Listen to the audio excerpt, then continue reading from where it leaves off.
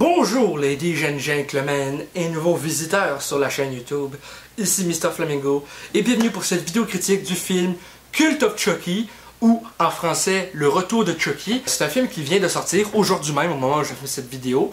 Je sais pas en Europe quelle date il sortait. Au Québec il est sorti en Amérique du Nord au complet dans le fond le 3 octobre, donc aujourd'hui. Et je suis allé au Walmart pour me l'acheter un matin. Il l'avait pas, fait que j'ai dû le regarder sur Netflix.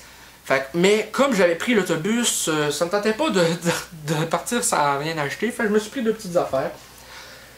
Donc, Avatar version prolongée et un pack avec les 3 films Ghostbusters. Enfin bref, avec ça déjà parlé.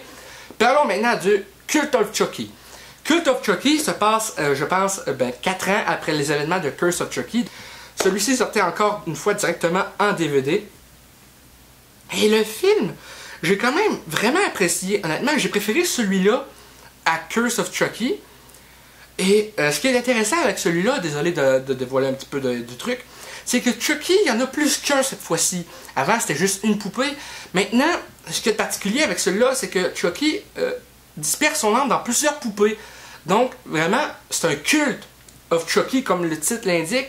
En anglais, c'est parce que, comme un peu une grosse gang, un peu comme une secte un peu de Chucky. J'aurais appelé ça en français la secte de Chucky, plutôt que le retour de Chucky, honnêtement. Donc, Cult of Chucky, vraiment, ça continue où ça s'est arrêté. Le Nina, jouée par Fiona Dourif, qui est la fille de Brad Dourif, qui fait la voix de Chucky. Elle est internée dans un asile psychiatrique. Le médecin, joué par Michael Theriot, essaie de la persuader que Chucky n'est qu'une illusion, une façade, un masque qu'elle portait pour mieux supporter le fait de commettre les meurtres qu'il y a eu dans la malédiction de Chucky. Mais lui, il croit pas à ça dans le fond. Mais elle est quand même persuadée, malgré tout ce qu'elle endure à l'asile, que Chucky est bel et bien réel, c'est qu'elle a raison. Et là, Chucky va semer la terreur dans l'asile. Et un retour assez attendu que j'attendais avec impatience, c'est Alex Vincent qui incarne Andy Barclay dans Child's Play 1, Child's Play 2, ainsi qu'à la fin de Curse of Chucky. Il ne l'incarnait pas dans le 3e, puisque le 3e, malgré le fait qu'il est sorti un an après le 2, se passait 8 ans plus tard. Donc ils ont dû avoir un acteur plus âgé pour jouer Andy. Et honnêtement, Alex Vincent, il est toujours aussi à l'aise devant la caméra. Son rôle n'était pas aussi gros que dans les 2 premiers, mais il avait quand même un rôle beaucoup plus important que dans Curse of Chucky, parce qu'il apparaissait juste après le générique, dans le dernier sorti. Mais là, il a un rôle plus important, et c'est ça qui est le fun. Donc, c'est ça. Pour parler d'histoire, comme je disais, c'est Nina qui voit tout le monde à l'asile, ou presque, des personnes qu'elle connaît, se faire tuer les uns après les autres. Elle, le gars qui dirige l'asile, le docteur joué par Michael Theriot, est juste persuadé et essaie de convaincre Nina que c'est elle, qu'elle est folle. Mais elle n'est pas si folle que ça. Elle a juste été traumatisée par une poupée qui tue tout le monde. Je pense à quoi traumatiser une bonne génération, surtout quand t'es enfant. Mais en tout cas, le docteur veut la persuader que c'est elle la cinglée, tu sais. Et ça va pas se passer comme prévu, évidemment, il va y avoir des meurtres. Et honnêtement, je trouve que les meurtres étaient très créatifs. L'histoire était excellente, j'ai adoré le fait qu'il y ait plusieurs Chucky. Ça change vraiment d'une seule poupée. Et là, c'était vraiment une gang. Il y en avait 3 ou 4 poupées dans le film. Et sincèrement, je trouve que c'est quelque chose d'intéressant à avoir été abordé dans le film.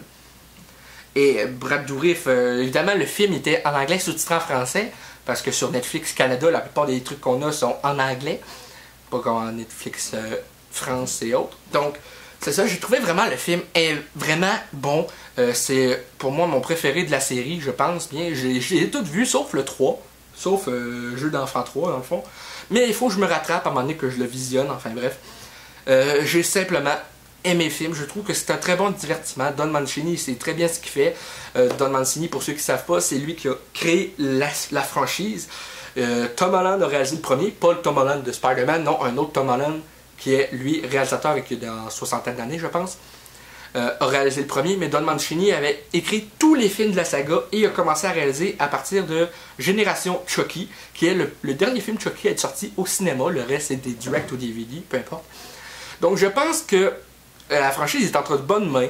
S'il continue à écrire et réaliser les prochains films, j'espère qu'il va y avoir des suites, parce que la façon que ça finit, ça laisse supposer, selon moi, qu'il peut y avoir une suite.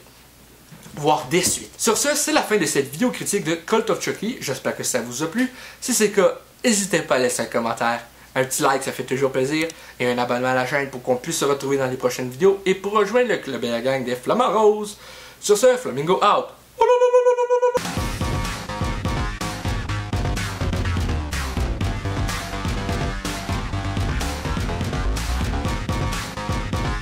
Hey le grand, c'est quoi que t'attends pour t'abonner, sacrament?